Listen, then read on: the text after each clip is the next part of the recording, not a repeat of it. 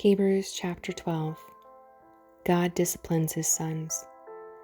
Therefore, since we are surrounded by such a great cloud of witnesses, let us throw off everything that hinders and the sin that so easily entangles, and let us run with perseverance the race marked out for us.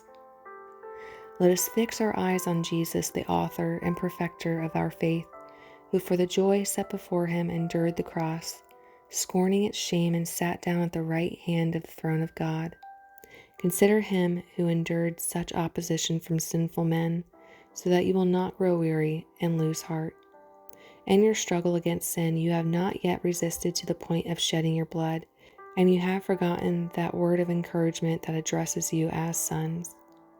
My son, do not make light of the Lord's discipline, and do not lose heart when he rebukes you, because the Lord disciplines those he loves, and he punishes everyone he accepts as a son. Endure hardship as discipline. God is treating you as sons. For what son is not disciplined by his father? If you are not disciplined and everyone undergoes discipline, then you are illegitimate children and not true sons.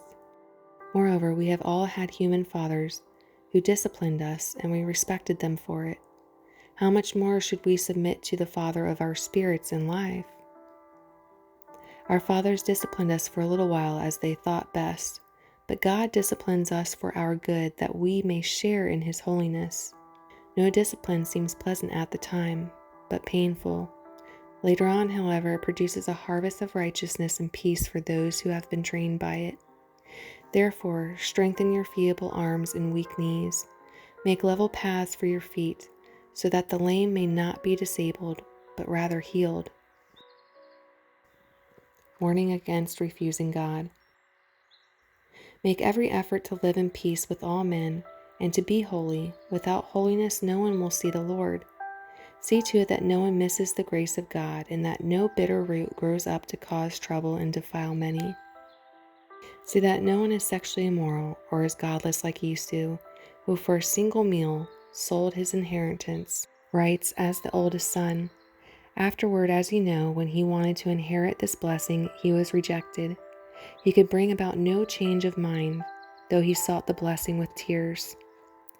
You have not come to a mountain that can be touched and that is burning with fire, to darkness, gloom, and storm, to a trumpet blast, or to such a voice speaking words, that those who heard it begged that no further word be spoken to them, because they could not bear what was commanded.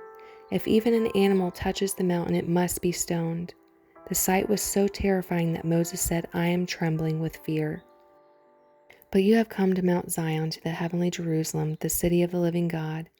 You have come to thousands upon thousands of angels in joyful assembly, to the church of the firstborn, whose names are written in heaven. You have come to God, the judge of all men, to the spirits of righteous men made perfect, to Jesus, the mediator of a new covenant, and to the sprinkled blood that speaks a better word than the blood of Abel. See to it that you do not refuse him who speaks. If they did not escape when they refused him who warned them on earth, how much less will we, if we turn away from him who warns us from heaven? At that time his voice shook the earth, but now he has promised, once more I will shake not only the earth but also the heavens.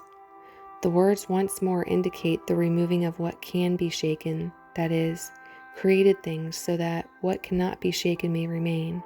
Therefore, since we are receiving a kingdom that cannot be shaken, let us be thankful, and so worship God acceptably with reverence and awe, for our God is a consuming fire.